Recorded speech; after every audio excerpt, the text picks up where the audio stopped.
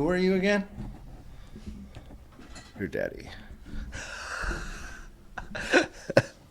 You could call me Daddy Dizzle. Call me Daddy. Call me Daddy podcast. That actually is a podcast. Call her Daddy. Mine was gonna be the Podfather.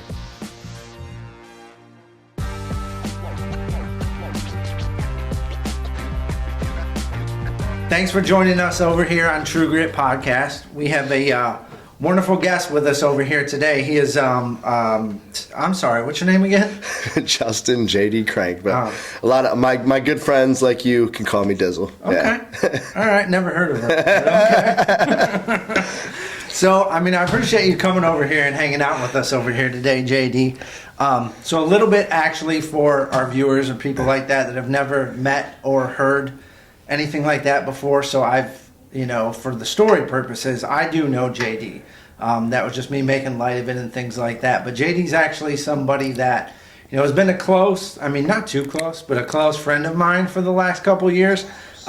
He was actually one of the people when I had started my recovery journey that he was able to kind of, I don't know, I guess we can call be a guide on the side. You know what I mean? Not necessarily over here holding my hand the whole way, but maybe grabbing a pinky or something like that. So it's really great to have you over here, man. Yes. I appreciate you stopping out. Yes.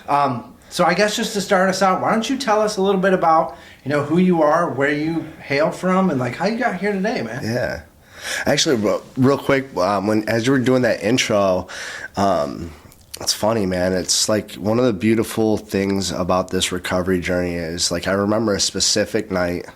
I think that you were still, think you were still in housing. You were going through your process of recovery, and you were struggling. And I remember stepping outside in the back of my house. It was a summer night, and I was out on the back on the phone with you, and you were just like, "Dude, I just don't know what to do. I don't know if I should make this decision and go further." And you had some big decisions you were in the process of making, and dude, we had a really good talk about faith and just trusting the process, and I remember after that conversation you're like, all right, I'm gonna do it.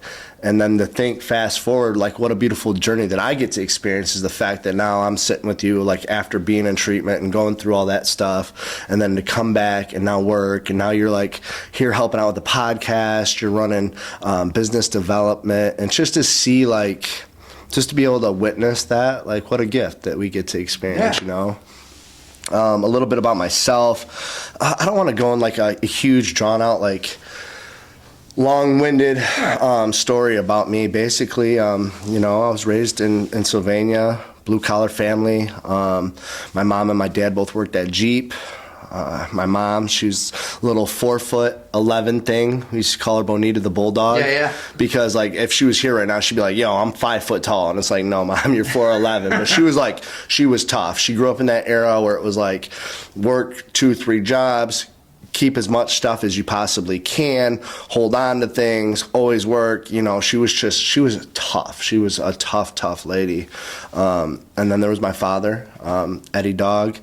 And my father was 2 back-to-back term Vietnam vet, Marine, and he also suffered from the same disease that I suffered from. So it wasn't uncommon in my house growing up as a kid for me to be all right, what version of my dad am I going to get, right? Am I going to get build a model car dad, have a pizza party, or was I going to get the father he would draw a circle on the wall and be like, "Yo, put your nose in that circle and hold these 2 books out, and I'm going to tell you when I feel like you learned your lesson."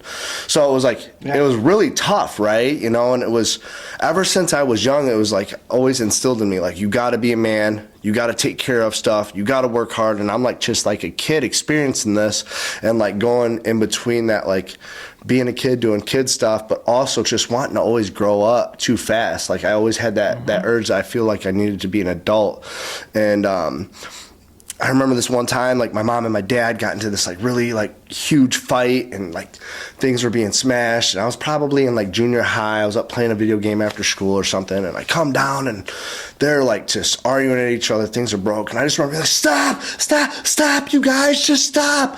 And finally, my dad kind of came to and snapped out of the flashback he was having or whatnot, and he walked outside. And I remember my mom looking at me, and she was looking down at me, just tears in her eyes, completely just bawling her eyes out. And I'm like, Mom, what's up? What do you need me to do? What do you need me to handle? What can I do for you? You know, like, what can I do? I need to be a man, you know? And she just looked at me with tears in her eyes, and she's like, everything's fine, babe. Everything is completely okay. Just go ahead and go back to your room. And like that confused me because like there was a pattern started from that. Like before I ever picked up the drink or the drug, because the next day I learned how to hide my emotions. Because I went into school, I'm in junior high. All my friends were like, hey, JD, what's up, man? How was your night last night? Did you have fun gaming, all this stuff? And I'm like, yeah, everything was good, dude. Everything is good. It's fine, you know? Yeah. And like that pattern just kept going to where, like, you know, once I got to high school, it was like all the things that I said I never would have done. I mean, I took a polygraph test. There's no way I'm going to use. I don't want to drink. I don't want to be like you people.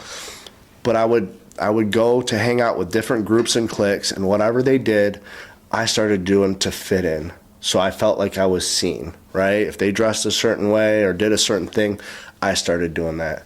And then it like started to transition into like athletics. I was like, all right, cool, this is awesome, because I'm angry, I'm hurt, there's stuff going on at the house, and if I hit somebody or I hit a big play on the field, then people like reward me for like being like angry. Fuel. Yeah, like fuel. So, and then another group of people came in, and it was like the partiers and stuff, you know, and I'm like, man, all these dudes are like the popular people. Like, how can I fit in with them? How can I get into this group of people? And I was always good at making connections with people. So I was like, all right, I have leverage. This is like my gift.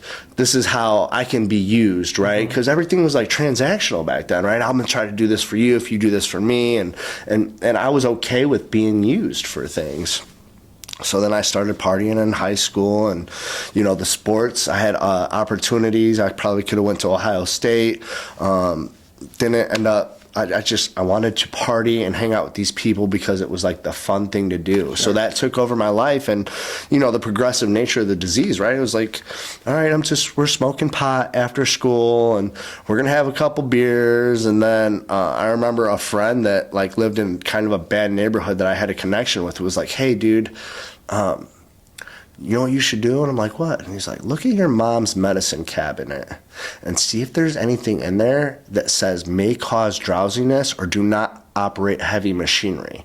Just look to see if there's any bottles that say that. And I was like, oh, okay, bet. Yeah, sure. And I opened up the medicine cabinet. I'm like, score, you know, and before you know it, they're like, oh, we'll give you money for these. And oh, if you take 2 of these and then you drink a Budweiser with it, it amplifies it, you know. And it was like off to the races then. It was off to the races, you know, just to the fact that, like, fast forward all, you know, just save you all I have stories for days, bro. I have some amazing, crazy stories. Yeah, you know what it is. So let me just stop you right there, because I think there's a pivotal moment coming here. You know what I mean? I can hear where your story goes and things like that. So I want to kind of take a chance and an opportunity to highlight this aspect of it that I know is coming next. So, like, for you, can you share a little bit about your journey to recovery and what motivated you to start to recover?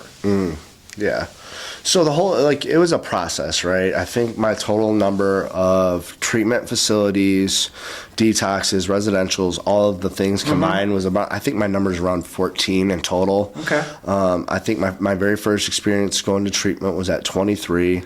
I didn't think that I needed it. No, of course. I told my family, fine, I'll go to detox. I'll do some recon, so I could tell you why I'm not like any of those people and I don't need help. And I actually remember the very first time I called, and I'm frustrated. I was like, all right, I'll do 3 days. And they're like, no, you need to stay for 7 days.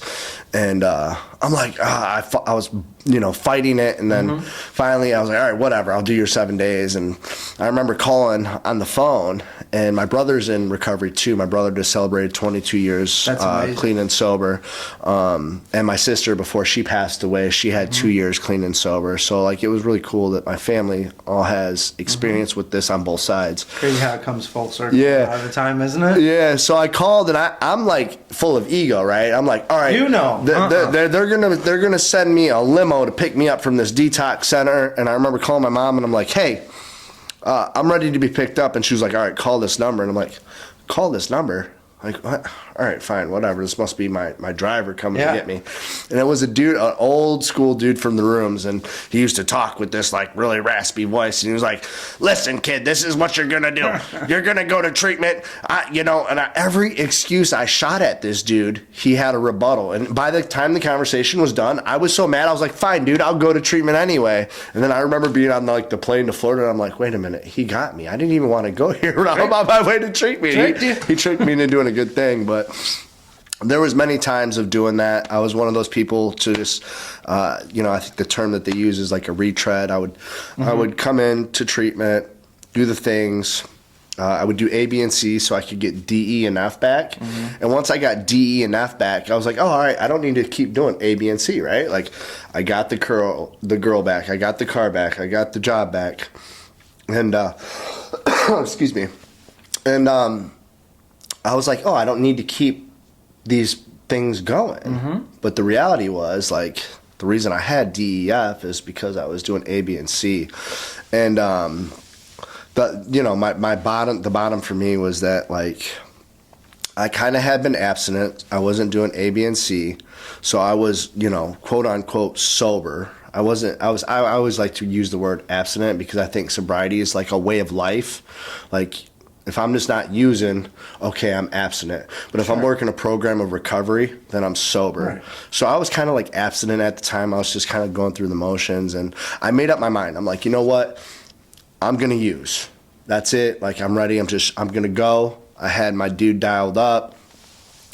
And this is when my higher power intervened into my life. I'm on my way to go meet this dude to use, and I get pulled over. And I didn't, well, I kind of knew. Like, at the time, the cop's like, hey, do you know that you have a warrant for your arrest? And I'm like, no, officer, I had no idea there was a warrant, And he's like, yeah, come with me. And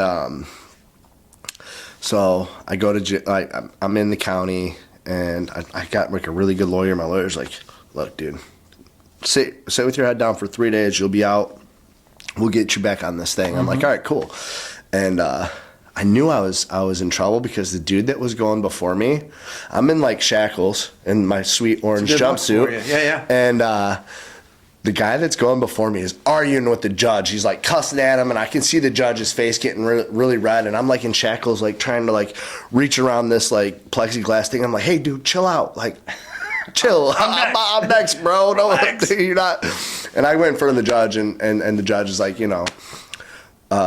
JD, Justin, you're a menace to society. I'm going to give you every single bit of time that I can possibly give you. And he slammed down his gavel, and he said 13 months next. And I'm looking at my lawyer like, bro, you said 3 days. That's not lining up. This time, math ain't mathing, bro. Like, what do you mean? And I remember going to jail, and, by this time in my addiction and through life, like, I had things. I had a good career. I had the big house, and then I would use and I would lose all those things. And I was on the last line with my family. Literally, my girl, my mother, everybody. They were done. And I remember getting to jail and actually saying a genuine prayer. And I was on my bunk, and I'm like, yo, whatever's out there, I don't want to live this life anymore. I know I'm not a person that wants to hurt my family. I know that I have more purpose than this. Whatever that looks like, please just give me a sign. And I made a decision that I was going to get involved heavily in a program of recovery, and I was going to start right then and there. I wasn't going to go do push-ups with the dudes in the corner. I was going to get some recovery literature from the jail, and I was going to help out in the jail, and I was going to go to church in the jail. I was going to do every single thing that I could possibly do, because this is my last go at it. And it was weird, I would be kind of like doing these meetings in jail, and then people would be like, hey man, can I join you? And I'm like, yeah, all right, sure. And like turned into like 2 people coming to meet me for a meeting, 3 people, 4. All of a sudden, like 14 people are like, hey, dude, can you like run one of those meetings? And I'm like, wow, this is this is really weird. People used to run from me, and now they're running towards me for something good. And I'm like, something's happened inside of me. I don't necessarily know what that is. Now I look back at it, and it was like a spiritual experience because I was like on the other side of things, and I was being purposeful, and my higher power was working in my life. And then one day, you know, I think I was like 5-6 months in. The CEO calls. He's like, "Hey, JD, pack your stuff." And I'm like, oh, man, I just got to this bunk. I just got all my little people I'm running my meetings with. Now y'all gonna move me again. I'm like, all right, where are you putting me? And he's like, you're going home. I'm like, what? He goes, you're going home. Do you want to go? And I said, yep, I will pack my stuff. Let's go. Please. I'm on it. Yep, I'm on it. And packed my stuff. And I remember going home, and I'm like, all right, Mom, I'm gonna surprise my family. And I go home, and nobody's around. It's a ghost town. And I'm like, all right. And that thinking started coming again. I'm like, all right, do I go try to hit my old homies up or what? And it was nice at the time, and I had a motorcycle, and I've been hearing motorcycles ride along the jail when I was out there. And I'm like, do I go hop on the motorcycle and try to hang out with some of my old friends, or do I go to this recovery meeting that just happened to be that night, like an hour before? And I'm like, no, I need to go to that meeting. And I was scared. I was full of fear, dude. I was like, you know, the people have been seeing me in and out of recovery, in and out of treatment, and, you know, they're just going to be mad at me. They're going to want to fight me. People aren't going to look at me. I had all these, like, thoughts in my head, you know, but it was the farthest thing from the truth because I went there and people embraced me. They embraced me with love. They're like, JD, dude, we're glad that you made it back. Let's get back on the horse and let's do this thing. And around the time, the people that were saying that were the people that started Midwest Recovery Center. There was a group of guys. They were in the process of starting this nonprofit. And they're like, dude, just roll with us. We're doing fun things in recovery. We're holding signs. We're trying to go to check on people that overdose, see if we could get them into treatment. And I'm like, yes, I want to do that. Right. I know I You're know. like, here's that same chaos, but in a positive application. It's almost kind of crazy, I think, how we get to those impasses in our life where it's, you know, you have the same set of personalities. You know what I mean? But it's like, what are you going to use these personalities and these gifts for? Because when you think about it at the end of the day, like people that suffer from addiction a lot of the times are some of the most crafty and some are really the most intelligent people that you come across. 100%. Very resourceful. Yeah, 100%. You know, you're going to do what you need to do to get what you want to get one way or another. But it's just a matter of navigating. You know, like, am I going to take this energy? Am I going to do something positive with it? Am I going to take this energy and am I going to hurt myself because of this, that, X, Y, or Z? And to see people like that, instances like that where someone like you or, you know what I mean, the individuals that started Midwest as well, to be able to have them use the exact same thing that is causing them to go down a negative path and do a 180 and turn their life around. Not, you know, just in the sense of it, but quite literally theirs and other people as well, using that exact same set of skills, but for good. You know, which I know, you know, in the meetings in the rooms and things like that, they refer to it as like a psychic change, is what they'll say a lot of the times in the rooms and things like that. And do you think that was the beginning of the start of what you can account towards a psychic change, or is that something that you think might have occurred later in your journey? I think I was already on that process, right? Like, I think it's a ride. I think it always starts with surrender, right? It starts with surrender and honesty. That's the very first, that's the foundation that needs to be built upon, is surrender and honesty. And once I started getting honest about what I did in my past, who I really was, once I surrendered to the process of like, all right, these other people are doing good things. I'm gonna let them help me. Right. I'm gonna do what they do. I'm gonna.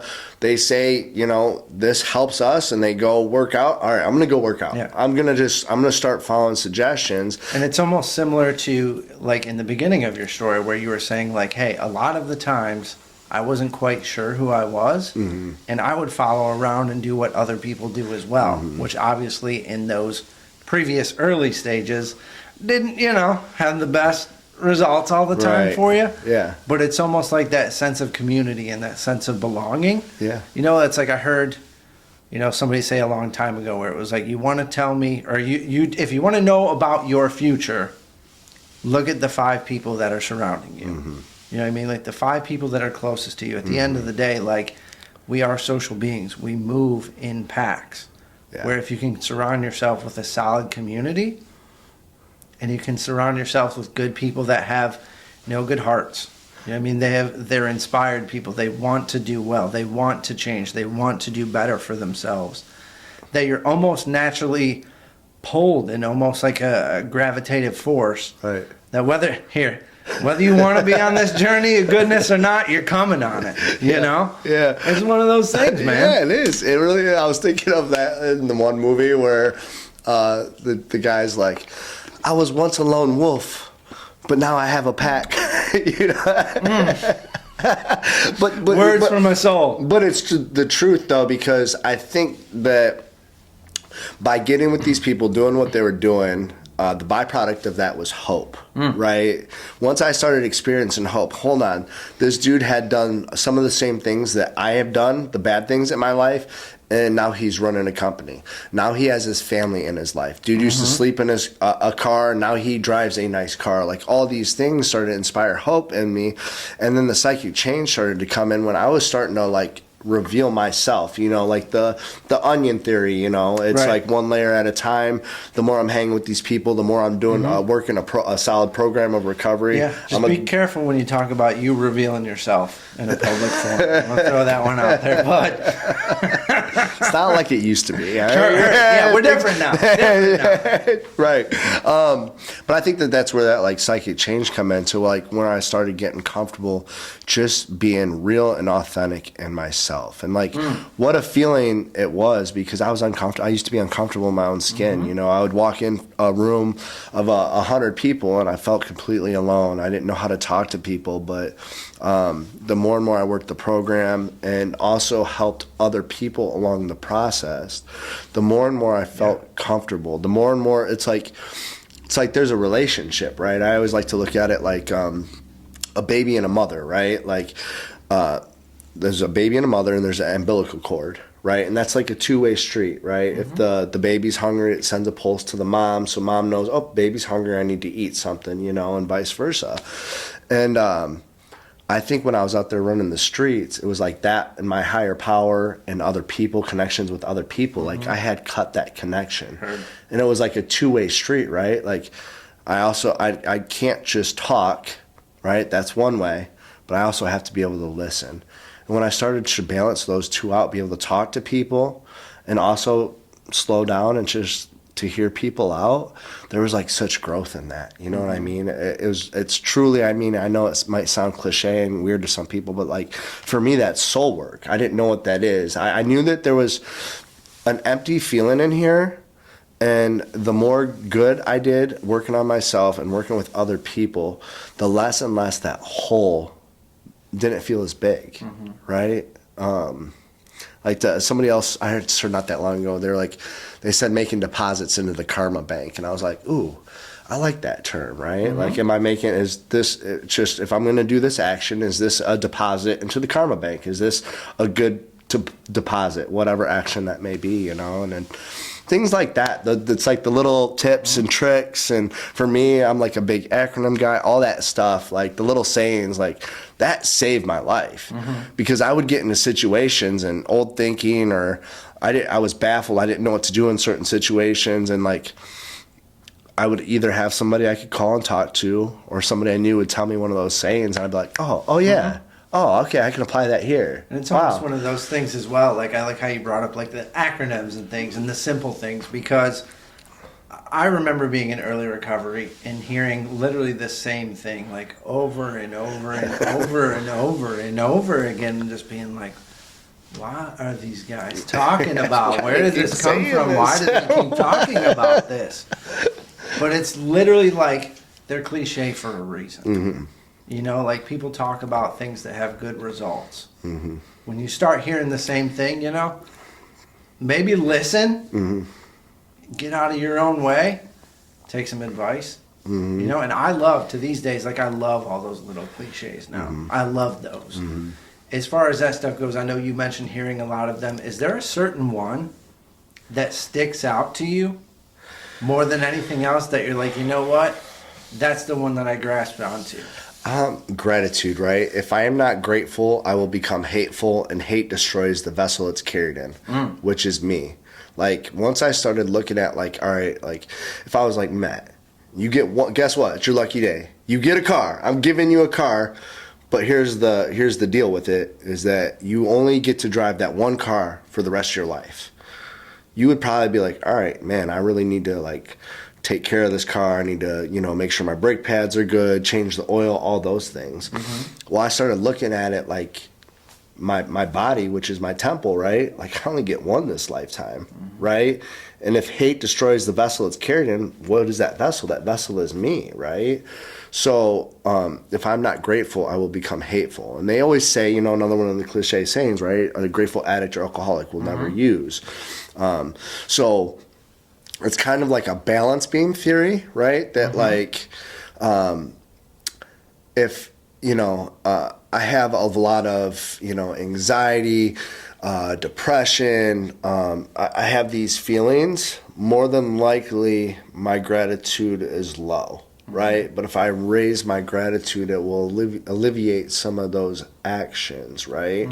And it's like with because I have expectations on people. I have untalked about expectations, Likely unrealistic as well. Yeah. So and somebody told me, they're like, "Yo, JD, what you need to do is change your expectations for appreciations," which leads me to gratitude. And I'm like, "Oh yeah, right." Because early recovery, I'm like, dude, I gotta go to Midwest, dude. I gotta get this group started. After that, I gotta get my kids, and then I gotta make sure everything's all right so I can pay these bills. And somebody was like, JD, change that O to an E. You get to go to work today.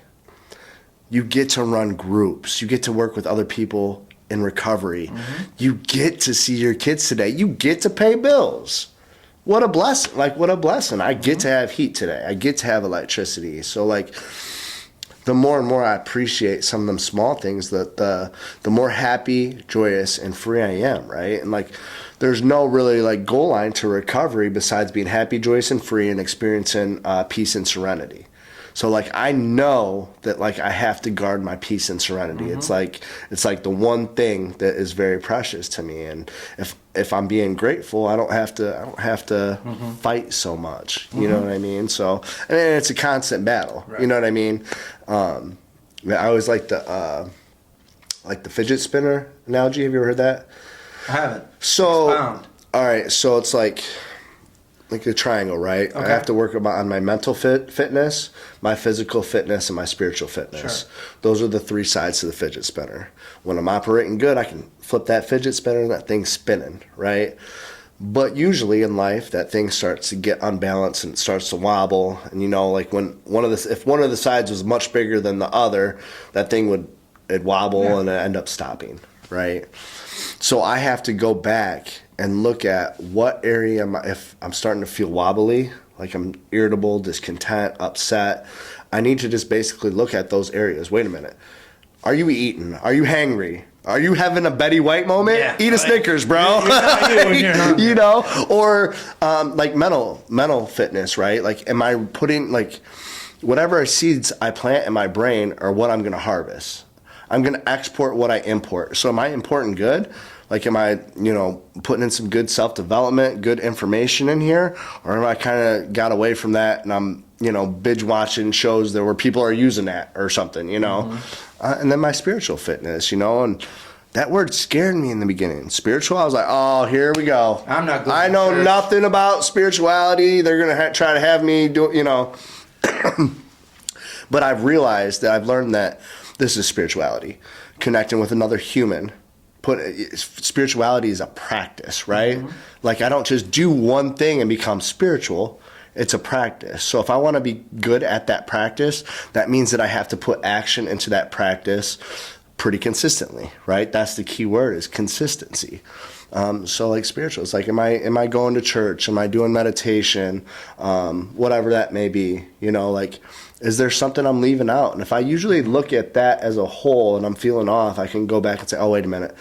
You were going to the gym 5 days a week, and you've only gone one this past week. Maybe you need to get your butt to the gym, absolutely. Or whatever it may be. You know what I mean? And with that too, one thing I always think about, as far as that goes, is what type of things did you have to try in order to find what worked for you?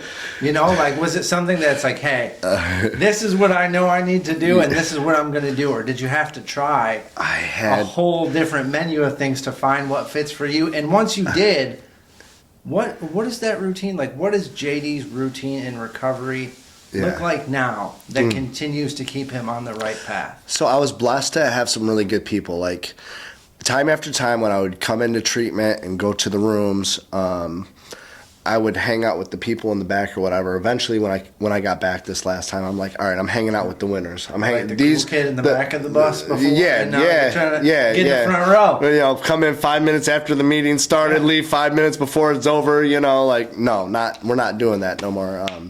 So I started to get connected with really good people that, like, the simple phrase of people that had what I want, and I don't just mean like. Material things, not material things, but they were happy. They had their kids back in their life. They just had a glow about them that I couldn't really explain. And once I started to see that, I was attracted to that. So I had some really good people in my life, and my spiritual advisor at the time, he's like, "Hey, I will help you, but under these two conditions." Sure. What are the two conditions? He's like, "You are going to be open to whatever spirituality means for other people, and you get to decide whatever that means for you." That's the first thing. The second thing is you're going to hear all kinds of other people's version of what spirituality is to them, and you better respect it. If you can do those two things, I'll help you. And I was like, all right, cool, I can do that, sure. So what's next? And he's like, all right, perfect, I'm glad you asked. You're going to go to agnostic meetings, you're going to go to the Buddhist temple, you're going to go to Christian meetings, you're going to go to all these different things, you know. Native American, the Red Road to Wellbriety, like, he's just like, threw all these different things at me, you know, and I'm like... I did not see the value of doing it, but I was willing to put in the work. So I was like, all right, fine, I'll do it. So I would go into the Buddhist temple, and I'm like, why is everybody kicking their shoes off when we walk into this room here? And I'm like, all right, I'll get down and kick my shoes off, and it's a super thick padded carpet. And I walk into the room, there's like a dojo in the back, and then there's beanbags. They all sit down on beanbags for this meeting, and I'm like...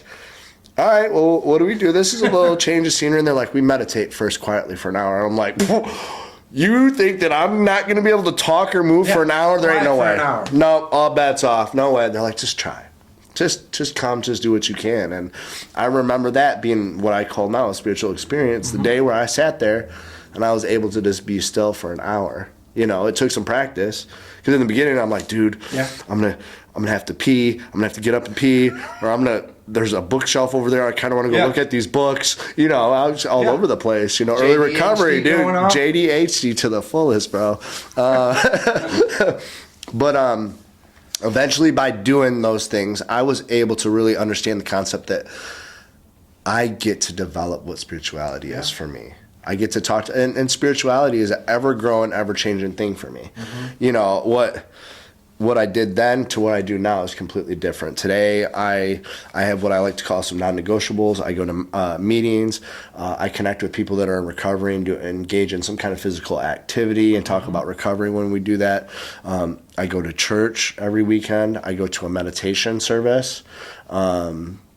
And then I do a lot of spiritual retreats, and they're just things that, like, it all falls down to that honesty, open-mindedness, and willingness, to how it works, and how can I practice those principles in my recovery. Like, if I'm honest about something, how I truly feel about it, if I'm open-minded to it, there's no contempt prior to investigation, and if I'm willing to give it a shot. Right. There's some things that I was like, oh, how did I live without this? This breathing, breath work? What? How did I live without this? You know? And then there's other things where I'm like, I'll try it again, maybe, but I'm not sure. You know? Not my thing. I get it. So, let me ask you, like, what does your daily maintenance look like now for JD? It's just remembering 1, 2, and 3. Right? I can't. A higher power can. I'll let them. So I just got to remember to take my hands off the wheel first thing in the morning. That's like some quietness and some prayer. Usually when I'm getting ready, somebody, like, this was like one of the biggest tricks that helped me early on. Somebody was like, hey, when you're in the, how long does it take you to get ready in the morning to like shower and shave and all that stuff? And I'm like, oh, probably about, it takes me about an hour to get dressed. He goes, why don't you take that hour, put on a positive podcast, something motivational while you're doing that hour. Even if nothing sticks out, at least you're kind of doing a 2-for-1 thing. And I'm like, all right, I'll try that. And this was probably, 4 or 5 years ago. And ever since, so like when I get ready, I usually put in a podcast. There's some people that I have in self-development. Positive podcast. That's a weird idea. That's weird. It's just motivational stuff. Here we are. And every time I do that, if I have a clear mind, I'll be on my way to work or go to speak at a school or go to speak at a treatment center. Right. And there will be like an idea or something that flow through that where I feel like my higher power highlighted for me to speak upon for that day or to help me get through a tough situation or whatever it is, And it's like, it was easy. There's not a lot of effort to putting a podcast on my phone and setting it on the sink, and then going about my business, right? Easy peasy. Some work in being deliberate about that every single day. Yes. Like you still have to be deliberate and show up for yourself. Yeah. Like that's one of the things that somebody had taught me in early recovery is the fact that when I first got into early recovery, I was not very sure of myself. You know what I mean? Like I wasn't very to the point where I was an outgoing person. I wasn't very to the point where I really even believed in myself. Where it's like nowadays, those are the types of things that are important to me. Is it's like just to show up for Matt, to make sure that Matt is doing what Matt needs every single day to maintain, like you said, that spiritual maintenance and do all those things to ensure that, I'll never have to turn around and do that 180 to go back again. Yeah. Like it's only looking forward, having the old blinders on there, Yeah. It's like, and then another saying too is that all these sayings, eventually there was a good reason why they repeated them, because eventually I had, I couldn't remember anything, right? Yeah. And they beat them into me, so I remembered them. And one of the ones was that, like, stick to the basics so you don't have to go back to the basics, right? And just like what you're saying, it's like I can't pour from an empty cup. I've tried it before, right? I try to be over here, I try to do this, I try to do that or whatever, and unless I'm feeling my cup spiritually, I'm working on one of those 3 things, then I am of no purpose. I'm of no use to anybody else, right? Because if I can't like, love, and respect somebody else unless I like, love, and respect who? Myself. Right? So if I'm not if them principles aren't starting with me, how, if I'm not working a program in recovery and working on myself, how am I supposed to help you? You know what I mean? It's like the audio and the video have to match up, right? I don't know how many people, you've seen people out there in the past and they say this, but the video's not matching it. And unfortunately, sometimes we see them people go back out, and if they're lucky, they make it back. Yes. If they're lucky. Right? Thank God they make it back when they do. Yeah. So That's it's really like what it is. At the end of the day, it's like it really is like a blessing every time we see somebody come back through those doors. Because really, if you don't see them come back through those doors, then you'll never know. Yeah. It's crazy though. You know what is really cool about like being in this process and like being into it as long, I think when we started, I think I was the 6th, it was either the 6th or the 11th hire at Midwest, when Midwest, before they were getting ready to open their doors. And that was almost like 8 years ago or something like that. And in that time frame, it's crazy. I've been in like different cities. I think I ran into somebody randomly on the way to your wedding, which was like an hour, 2 hours away or something. And I'm like, I'll be like at a Walmart or something, and I'll hear somebody say, JD, and I'm like, what?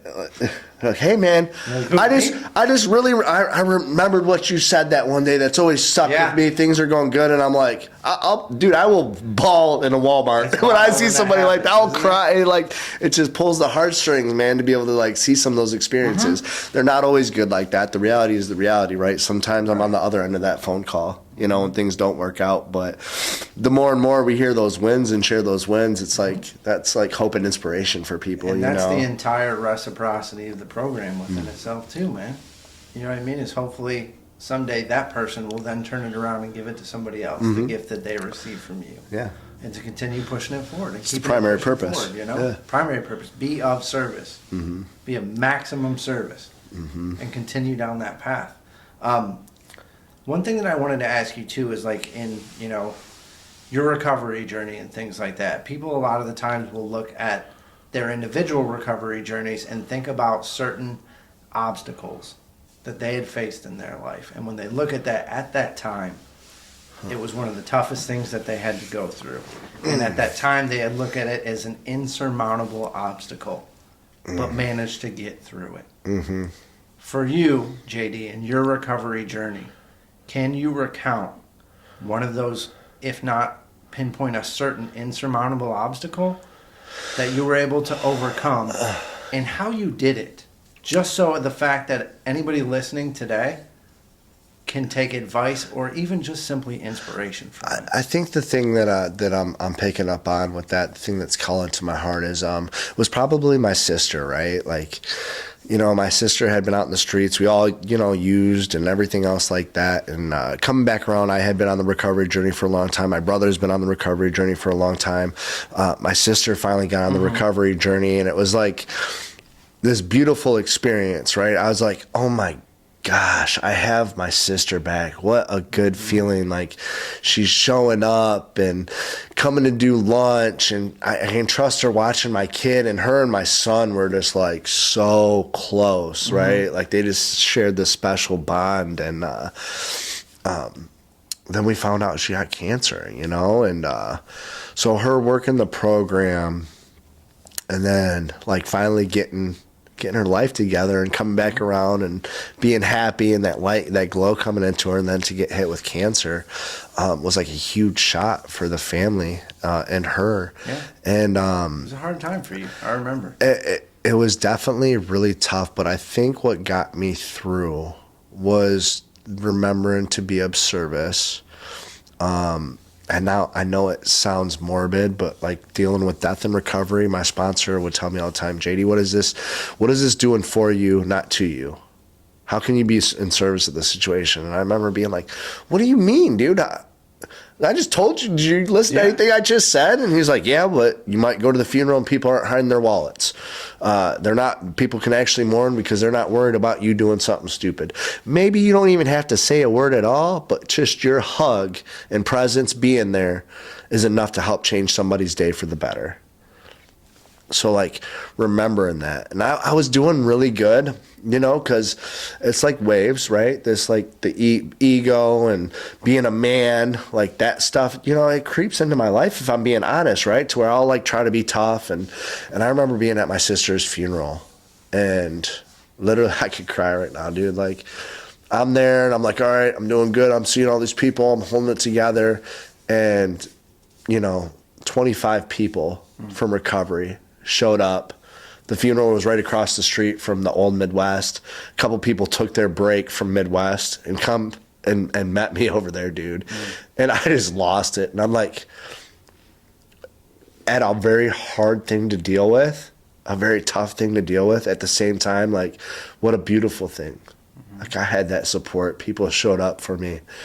People called and connected with me and sent food to my house, and just like, you know, things that I didn't experience in my life when I was in my using days. It's like people were like, hey dude, let me Uber eat you some, you know, send you some food so you don't got to cook tonight, man. You know, we weren't worried about food. We were just like, just send the money, you know. Yeah. We don't have to live like that no more. So like, I think that probably, I feel like dealing with change is always the hard thing. Yes. The hardest part, right? And it's, once again, people much wiser than me told me, they said, JD, what's the one constant? What's the one consistent things that happens in life? Like, I don't know. What? Taxes? Yeah. No, it's change. No matter what, things will always change. You're either going to be growing, people around you are going to grow.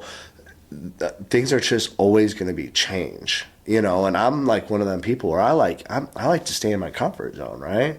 Oh, I know exactly what's going to happen in this situation. This and this and this is going to happen, and I can control it, and I'm comfortable with that. You know, but when I step out into the new world and things are changing around me, it's like, oh, it's uncomfortable. I've never experienced this before. Mm-hmm. How am I going to react to this situation, right? Mm-hmm. So I think taking the program and the principles of recovery, and not only working it in recovery, but in your household, right?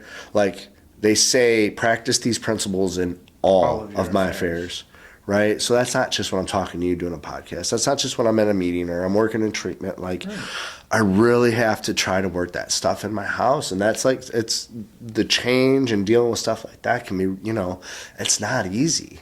You know, it's really not easy. So that was a really long-winded answer to your question, but I hope there was something in there that made sense. Yeah, we got it. I think we got the point somewhere along there. I understand. No, that's great, man. I appreciate that as far as that goes. So let me ask, why don't you expound a little bit about, you know, what you're up to nowadays? So, I mean, a lot of people know, you know, you from the rooms. A lot of people know you from the recovery scene and things like that. But you have now taken a step in a different direction. You know, not exclusively leaving that behind you, but you have also explored another avenue. Why don't you tell us a little more about that? Man, it's beautiful, right? Like, I have some really close people that I consider like angels on earth, right? Like, they are just selfless people that just help people. And one of my good friends he travels the world, literally the world, to help workshops with kids and stuff like that. And there's always like a little like pull in my heart to like one day be able to like kind of like help kids, or maybe give something that I didn't get when I was a kid or something, you know. And I would always talk to them and I'm like, man, that would be so cool. I would love to, you know, maybe one day I can travel with you when you go on your Paris trip or something, and help these youth workshops that you put on for these kids. And I basically got an opportunity from that to where I got involved in a program called Challenge Day. And what Challenge Day is they're an experiential workshop that goes to high schools and helps kids be real, connected, and in their power, right? So I had all this extensive training, right? I know recovery language, but now I'm gonna go like not military John Rambo. Like now you're gonna train me to go in.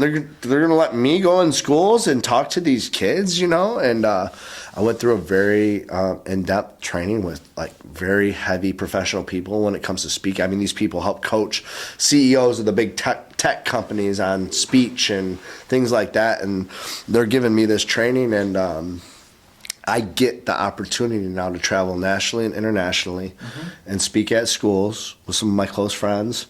And I get to share it's cool because it's like I get to share my experience, strength, and hope, what happened in my life in the recovery community when I'm back. But I also get to share that with the kids, you know, and there's always a time when I'm in them rooms with the kids and I'm telling my story, because I tell a little bit about my story.